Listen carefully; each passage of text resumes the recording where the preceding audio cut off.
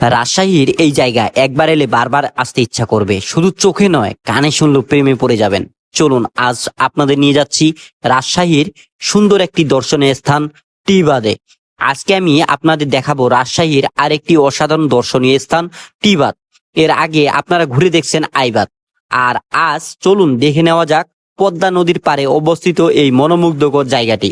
এখানে এসে প্রথমে আমার চোখে পড়েছে বিশাল পদ্মা নদী, আর তার বুক জুড়ে একের পর এক ঢেউ।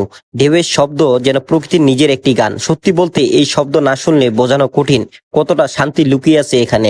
নদীর বুকে ছোট ছোট নৌকা ভেসে বেড়াচ্ছে, দূর থেকে দেখলে মনে হয় যেন কোনো সিনেমার দৃশ্য। নৌকাগুলো সুন্দর নকশা আর নদীর সৌন্দর্য একসঙ্গে মিলিয়ে পুরো পরিবেশকে আরো আকর্ষণীয় করে তুলেছে। আজ বাতাসও ছিল দারুণ। আমার সঙ্গে থাকা বাংলাদেশের পতাকাটি বাতাসে সুন্দরভাবে উড়ছিল, সেই মুহূর্তটা সত্যিই অনেক ভালো লেগেছে।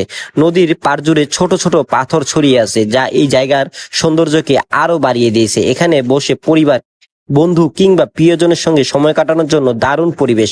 ফুচকা খাওয়া, আড্ডা দেওয়া কিংবা শুধু নদীর দিকে তাকিয়ে বসে থাকা, সবকিছুর জন্য এটি অসাধারণ একটি জায়গা।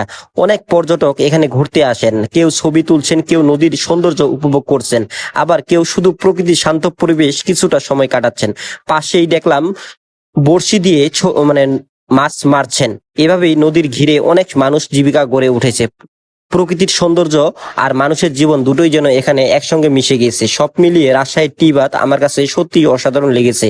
আপনি যদি কখনো রাজশাহীতে আসেন তাহলে এই জায়গাটি অবশ্যই ঘুরে দেখবেন। আশা করি এখানকার বাতাস, ঢেউয়ের শব্দ আর প্রাকৃতিক সৌন্দর্য আপনার মন জয় করে নেবে। ভিডিওটি ভালো লাগলে লাইক, শেয়ার ও ফলো করতে ভুলবেন না। আমি সাইকেলে ঘুরে দেখাচ্ছি বাংলাদেশের 64 জেলা। সঙ্গে থাকুন, সামনে আরো অনেক সুন্দর জায়গা নিয়ে হাজির হব।